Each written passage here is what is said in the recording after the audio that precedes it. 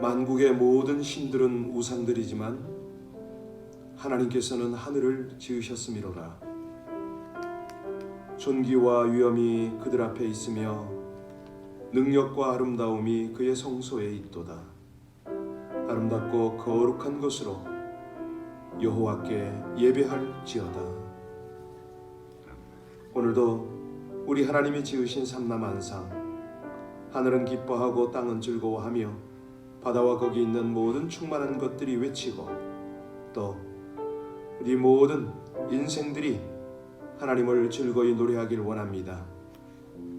우리 하나님의 의의 세계로, 하나님의 그 신실하신 은혜로 이 백성들을 이끌어 가실 때에 귀한 말씀, 그 신실하신 성령님의 인도하심이 우리의 모든 생각, 우리의 모든 의지를 주장하여 주시옵소서.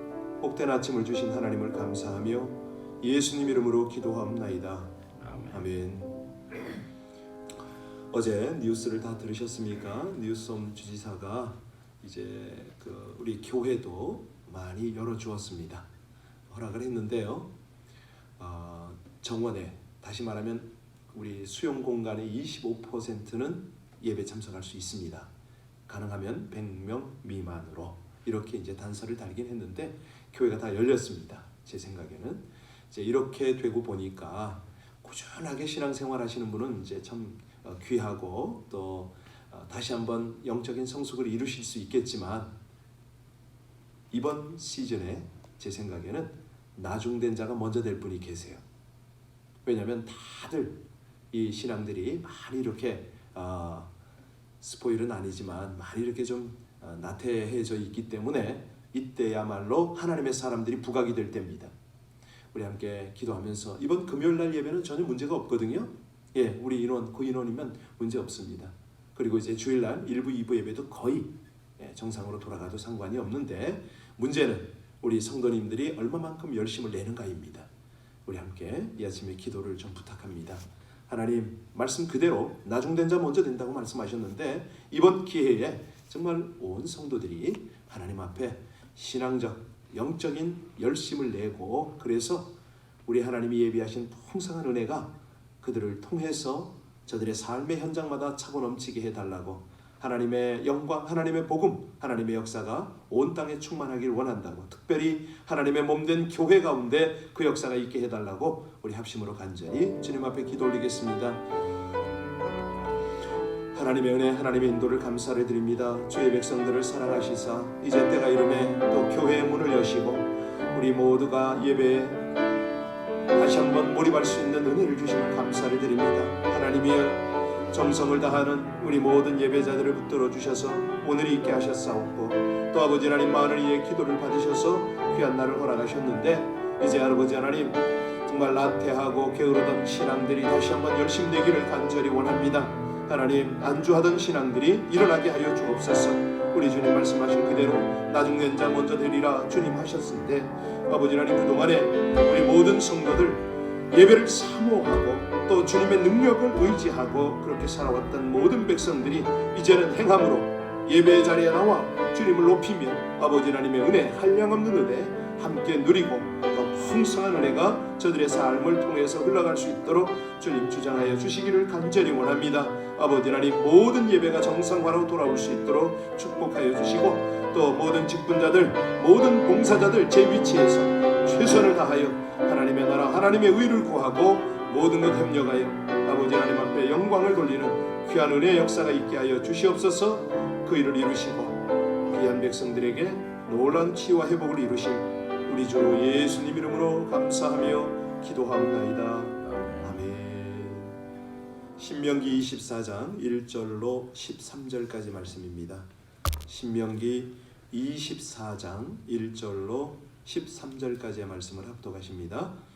사람이 아내를 맞이하여 데려온 후에 그에게 수치되는 일이 있음을 발견하고 그를 기뻐하지 아니하면 이혼 증서를 써서 그의 손에 주고 그를 자기 집에서 내보낼 것이요, 그 여자는 그의 집에서 나가서 다른 사람의 아내가 되려니와 그의 둘째 남편도 그를 미워하여 이혼 증서를 써서 그의 손에 주고 그를 자기 집에서 내보냈거나, 또는 그를 아내로 맞이한 둘째 남편이 죽었다 하자 그 여자는 이미 몸을 더럽혔은즉 그를 내보낸 전 남편이 그를 다시 아내로 맞이하지 말지니 이 일은 여호와 앞에 가증한 것이라. 너는 내 하나님 여호와께서 내게 기업으로 주시는 땅을 범죄하게 하지 말지니라. 사람이 새로이 아내를 맞이하면 그를 군대로 내보내지 말 것이요 아무 직무도 그에게 맡기지 말 것이니 그는 1년 동안 한가하게 집에 있으면서 그가 맞이한 아내를 즐겁게 할지니라. 사람이 맷돌이나 그 윗짝을 전당 잡지 말지니 이는 그 생명을 전당 잡음이니라. 사람이 자기 형제 곧 이스라엘 자손 중 한 사람을 유인하여 종으로 삼거나 판 것이 발견되면 그 유인한 자를 죽일지니 이같이 하여 너희 중에서 악을 제할지니라. 너는 나베영에 대하여 삼가서 레위 사람 제사장들이 너희에게 가르친 대로 네가 힘써 다 지켜 행하되 너희는 내가 그들에게 명령한 대로 지켜 행하라. 너희는 애굽에서 나오는 길에서 내 하나님 여호와께서 미리암에게 행하신 일을 기억할지니라. 내 이웃에게 무엇을 구워줄 때에 너는 그의 집에 들어가서 전당물을 취하지 말고 너는 밖에 서 있고 내게 꾸는 자가 전당물을 밖으로 가지고 나와서 내게 줄 것이며 그가 가난한 자이면 너는 그의 전당물을 가지고 가지 말고 해 질 때에 그 전당물을 반드시 그에게 돌려줄 것이라. 그리하면 그가 그 옷을 입고 자며 너를 위하여 축복하리니 그 일이 내 하나님 여호와 앞에서 내 공의로움이 되리라. 아멘. 계속해서 가나안의 생활 그 규례를 말씀하고 계십니다. 하나님은요 우리에게 다른 이들과 어떻게 살아야 할 것인가를 알려주시는 거죠. 왜? 인생은 결코 혼자 살 수 없기 때문에 또 홀로 하나님을 섬길 수도 없기 때문에 그렇습니다. 자, 오늘 본문 말씀을 통해서 우리가 어떻게 하나님을 섬기고 하나님이 명하신 온전함을 이룰 수 있는가 이렇게 살필 텐데요. 먼저 우리가 전제가 되는 것이 의무입니다. 우리 하나님의 형상을 따라 지음을 받은 인생들은 특권이 있죠. 예, 권리가 있습니다. 그런데 동시에 의무도 있습니다. 왜냐하면 하나님께서 특권을 주시는 것에 대해서 의무를 감당하게 하시기 때문에 그렇습니다. 자, 그런데 놀라운 사실은 우리 하나님이 허락해 주신 권리와 의무가 무엇인지 이것을 제대로 알지 못한다는 거예요. 예. 그리고 그렇게 지키기만 하면 복된 삶을 살 수 있는데 그냥 복된 삶만 원한다는 거죠. 특권만 누리려고 합니다. 어떤 것은 좀 터무니없게 그렇게 막 강도처럼 하나님을 대하기도 합니다. 우리 하나님께서 우리 인생들에게 행복권과 생존권을 주셨는데요. 이것이 어떤 개인에게 준 건 아니죠. 모든 사람에게 주었지 않습니까? 자신은 물론이고 다른 사람에게도 동일하게 이 권리를 누릴 수 있도록 하신 것이 하나님의 뜻이다. 이런 것들이 이제 전제가 되면 오늘 말씀 속에서 우리가 이해가 가는데요. 먼저 1절로 5절까지에 언급된 그 규례는 결혼에 관한 거 아닙니까? 결혼뿐만 아닙니다. 이혼, 재혼 여기에 대해서 쭉 말씀을 하셨네요. 그런데 우리가 이제 주목해 봐야 할 것이 뭐냐면 전제 아닙니까? 하나님께서 결혼을 처음 제정하셨을 때에 어떻게 제정하셨습니까? 둘이 한 몸이 될 것을 선언하셨습니다. 그런데 이것을 어떻게 나눈다고요? 사람이 임의로 나눌 수가 없다. 이렇게 돼 있잖아요. 우리 주님께서는요. 이혼에 대해서 바리새인들이 물었을 때에 뭐라고 대답합니까? 이제 둘이 아니요 한 몸이니 그러므로 하나님이 짝지어 주신 것을 사람이 나눌지 못하리라. 그래서 절대 분방을 허락하지 않았어요. 방을 나눠 쓰지 말라는 거예요. 예. 왜냐하면 틈이 타니까. 그래서 그럼에도 불구하고 하나님께서는 어째서 이혼, 재혼을 허락해 주셨을까? 우리 같이 1절부터 4절까지 같이 읽겠습니다. 같이 읽습니다. 사람이 아내를 맞이하여 데려온 후에 그에게 수치되는 있음을 발견하고 그를 기뻐하지 아니하면 이혼 증서를 써서 그의 손에 주고 그를 자기 집에서 내보낼 것이요 그 여자는 그의 집에 나가서 다른 사람의 아내가 되려니와 그의 둘째 남편도 그를 미워하여 이혼 증서를 써서 그의 손에 주고 그를 자기 집에서 내보냈거나 또는 그를 아내로 맞이한 둘째 남편이 죽었다 하자 그 여자는 이미 몸을 더럽혔은즉 그를 내보낸 전 남편이 그를 다시 아내로 맞이하지 말지니 이 일은 여호와 앞에 가증한 것이라 너는 내 하나님 여호와께서 내게 기업으로 주시는 땅을 범죄하게 하지 말지니라. 보니까 여기 보니까 1절에 어떤 것이 이혼 사유가 되죠? 수치되는 일이 있음을 발견하고, 이 수치되는 일은요 에르와트 다바르입니다. 무슨 말이냐면 문자적으로는 벌거벗었다 이런 뜻이 되거든요. 당시 관습상 아내가 이혼당해도 할 말이 없는 치욕적 행동을 말하는 거죠. 예, 뭐 여기다 하나 더 추가하면 고질적 질병 뭐 이런 것들이 포함이 되겠습니다. 자, 여하튼 간에 우리 하나님께서는 이런 부분에 대해서는 그 원칙을 먼저 강조하시잖아요. 여호와 하나님이 이르시되 사람이 혼자 사는 것이 좋지 아니하니 내가 그를 위하여 돕는 배필을 지으리라. 이게 이제 서로 도와야 되는 이제 이런 상황인데, 우리 하나님은요 복된 삶을 위하여 배필들을 지으신 거 아닙니까? 그래서 우리가 이 결혼이라는 것은 하나님께서 인간의 행복을 위하여 제정하신 첫 번째 제도, 가정, 공동체, 이게 다 연결이 되는 거거든요. 자, 그렇다면 이 결혼이 행복하지 못하다면 결혼의 의미는 없다. 그래서 하나님은요 결혼함으로 불행해진 사람들을 위하여 이혼을 허락한 겁니다. 또 재혼을 허락한 거죠.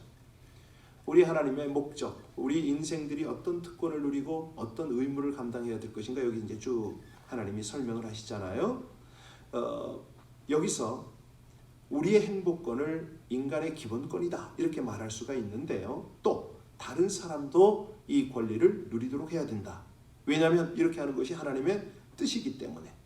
자, 그래서 우리 하나님께서는 모든 사람에게 생존할 수 있는 권리를 주셨고요. 오늘 이제 6절에 보면 저당하지 말아라, 또 7절에 보면 인신매매하지 말아라, 8절 9절에 보면 전염병자는 격리시켜라. 이 모든 금지법들이 왜 있냐면 이게 이제 의무도 되지만 생존법입니다. 다른 사람을 함부로 대하지 말고 생명을 함부로 하지 말라는 거죠. 자, 우리 6절 같이 볼까요? 6절 같이 읽습니다. 사람이 맷돌이나 그 윗짝을 전당 잡지 말지니 이는 그 생명을 전당. 우리가 어제도 읽었지만 메소포타미아, 애굽 뭐 있던 그 이 유대 문화에서 이렇게 쭉 보면은요 생존 수단에 필요한 것, 다시 말하면 음식을 만드는데 필수적인 도구를 뭐라고 그러냐면 생명이다 이렇게 불렀습니다. 그러니까 이 생명에는요 예를 들어서 식량이라든가 농기구라든가 뭐 그 당시의 맷돌은 오늘날 이제 그 믹서기, 밥솥 뭐 이런 개념을 이해할 수가 있겠죠. 이 항아리, 솥 뭐 이런 것들, 이 도구들이 다 생명에 포함이 되어 있습니다. 그래서 여기 맷돌이나 그 윗짝을 전당 잡지 말지니 이 말은 뭐냐면 그건 먹고 사는 일이 아니냐, 생존에 관계된 거다. 그걸 저당 잡아서는 안 된다. 그 말씀을 합니다. 우리가 율법에서 발견할 수 있는 놀라운 사실들 가운데 하나는 뭐냐면요, 하나님은 사람에게 생존에 필요한 모든 관계들은 철저히 보장을 해주세요. 우리가 그 23장에서 그 보고 넘어왔는데요, 24절 25절 한번 보세요. 성경 가지신 분들은 신명기 23장 24절 25절 한번 보실까요? 거기 보면 내 이웃의 포도원에 들어갈 때는 마음대로 그 포도를 배불리 먹어도 되느니라. 그러나 그릇에 담지는 말 것이요 내 이웃의 곡식밭에 들어갈 때는 내가 손으로 그 이삭을 따도 되느니라. 그러나 내 이웃의 곡식밭에 낫을 대지를 말아라. 이게 무슨 말입니까? 배고프면 다른 사람 밭에 들어가서 먹어라 이거예요. 우리 옛날에 어릴 때는 설이라고 했는데 그 장난으로 하지 말고 배고파서 들어가서 먹는 건 괜찮다. 배를 채울 수 있는 권리 보장입니다. 생명을 지키라 이거죠. 이 외에도 성경 여러 곳에서 가난한 자의 겉옷을 저당 잡는 것에 대해서 우리 하나님이 경고를 하시죠. 가난한 자들에게 이 겉옷은 뭡니까? 이스라엘의 겉옷은 이불이에요. 이불. 그죠? 밤에 추위를 피할 수 있는 이불 역할을 하는 겁니다. 그들에게 겉옷은 생명에 속한 것이거든요.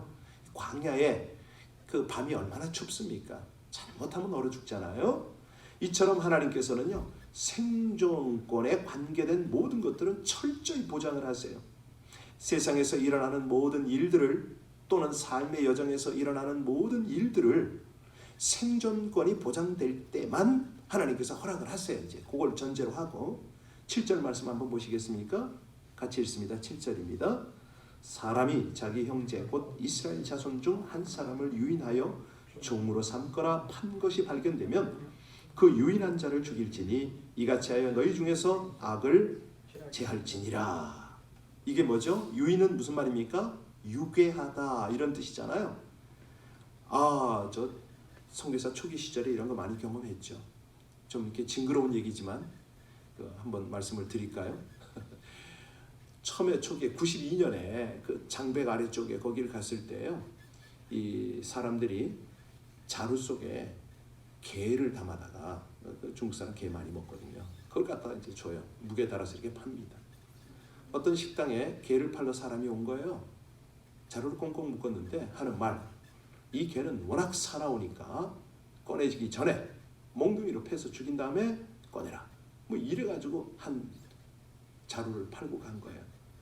주인은 바쁘다 보니까 확인도 안 하고 그 자루를 넘겨받았습니다. 돈을 지불했죠. 그 다음에 시키는 대로 때려서 죽인 다음에 꺼냈어요. 근데 그게 개가 아니었어요. 여러분 짐작하는 대로 그대로 말을 못하겠어요. 제가 그런 어떤 인신, 유괴, 매매 뭐 이런 것들을 이야기합니다. 예, 여러분 그 TV 보셨나 모르겠는데 그 몰래카메라 이렇게 CCTV 보면요, 부모가 옆에 있는데 그냥 애 안고 뛰어가서 도망가는 그런 일도 있었습니다. 진짜 있었어요.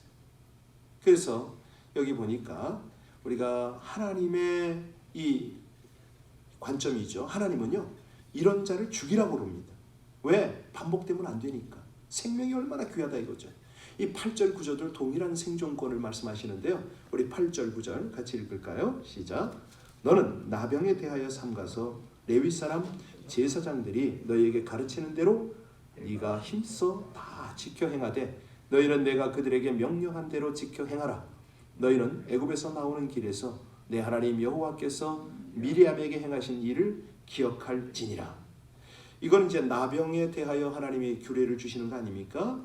자, 애굽에서 나오는 길에 내 하나님 여호와께서 미리암에게 행하신 일을 기억할지니라. 무슨 일인지 기억나시죠? 미리암이요, 모세를 향하여 얼마나 불평과 원망을 쏟아놨을 때 이 미리암이 나병에 걸리잖아요.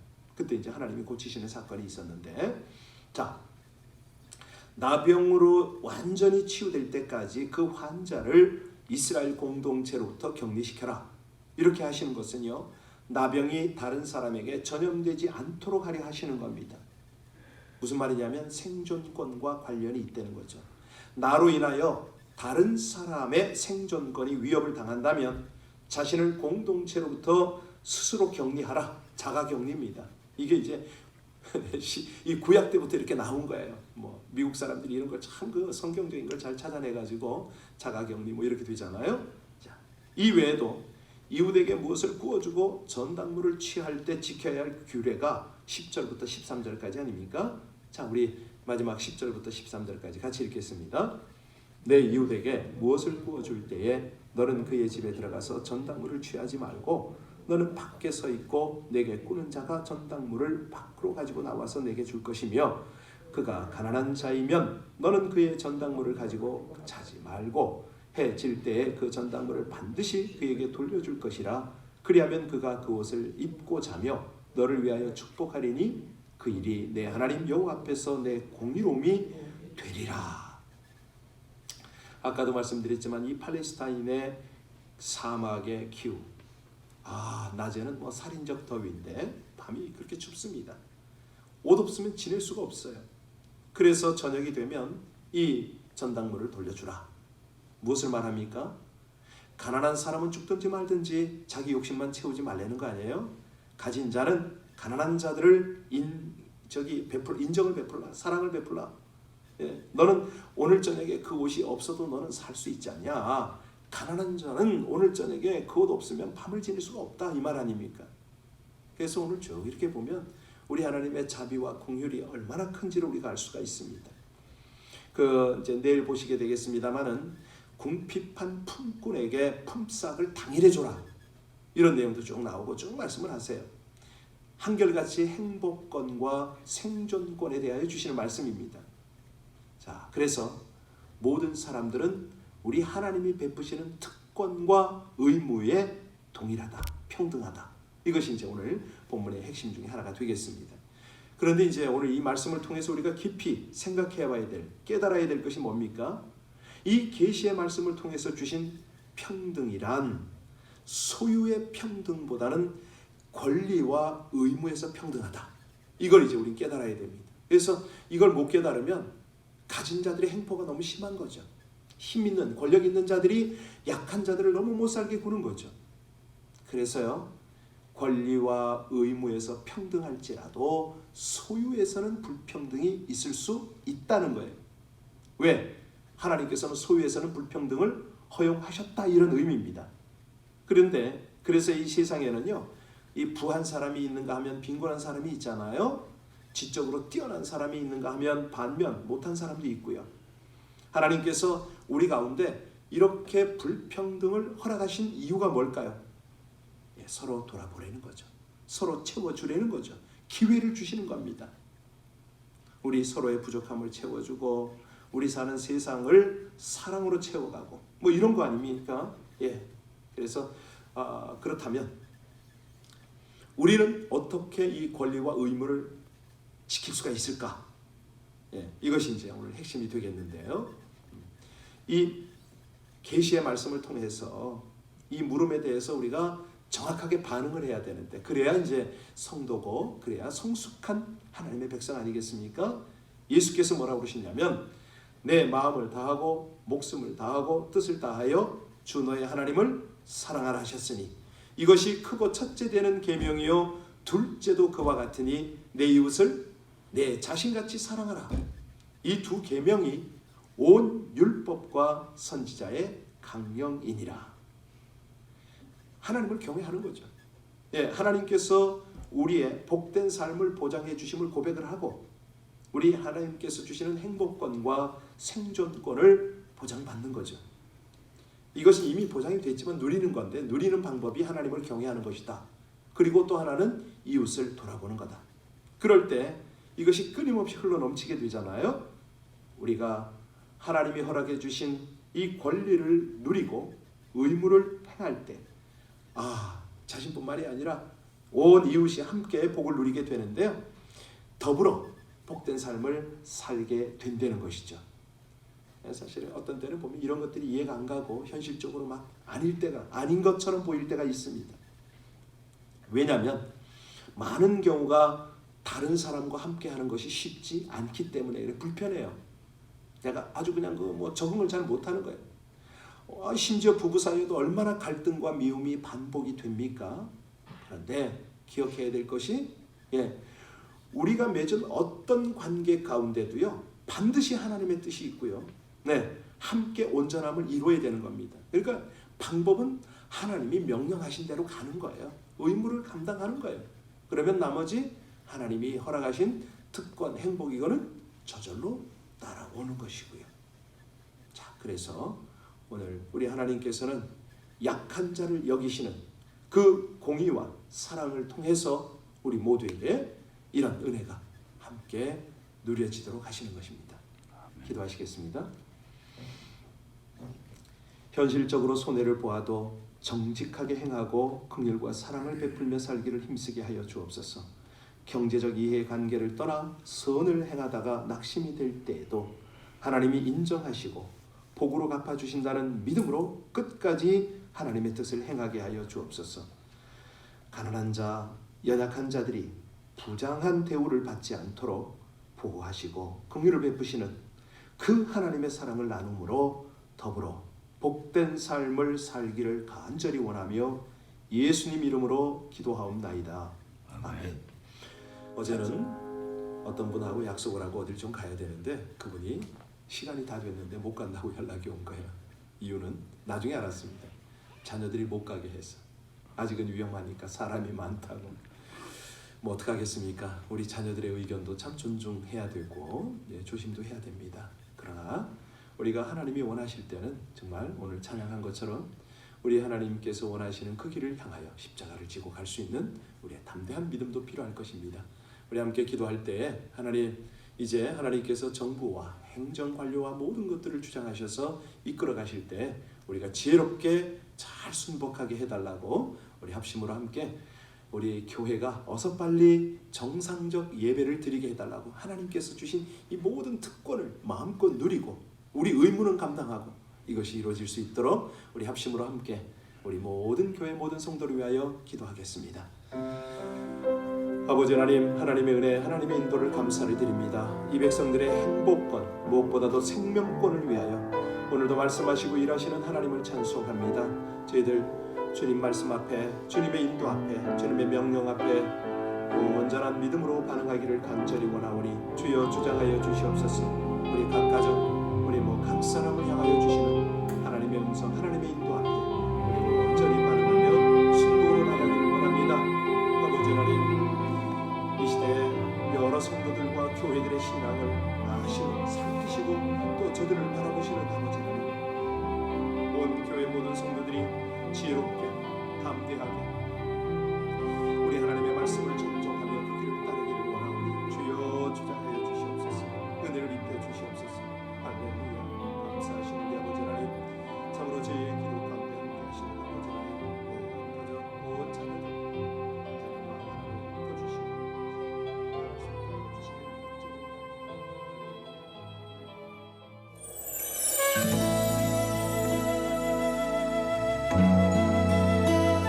간절히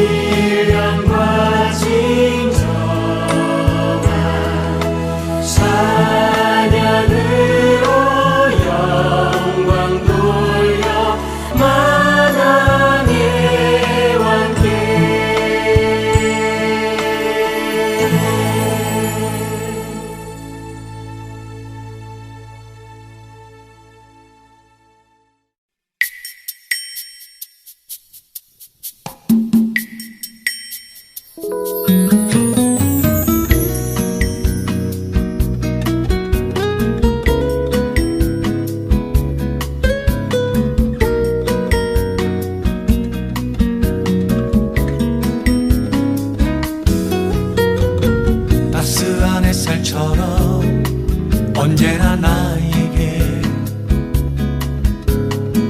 포근함을 주시는 주님,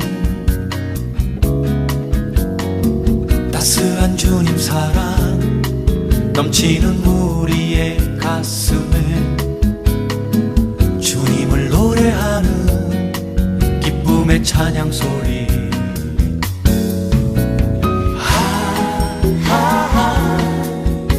그 사랑의 숨결 난 항상 느낄 수 있다네.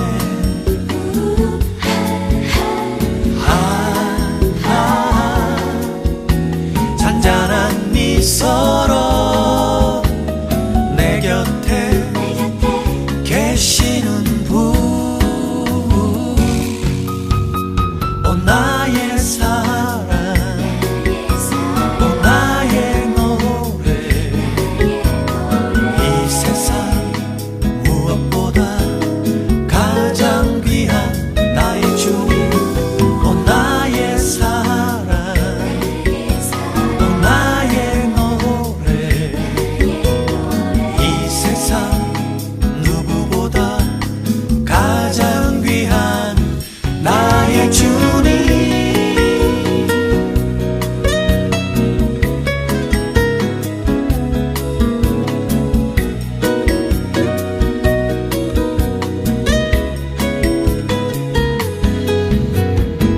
따스한 햇살처럼 언제나 나에게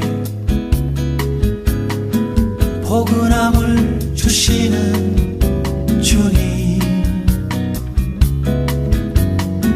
따스한 주님 사랑 넘치는 우리의 가슴에 주님을 노래하는 기쁨의 찬양 소리.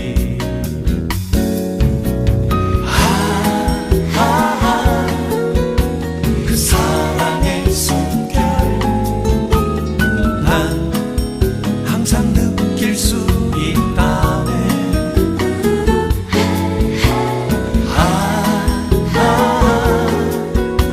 잔잔한 미소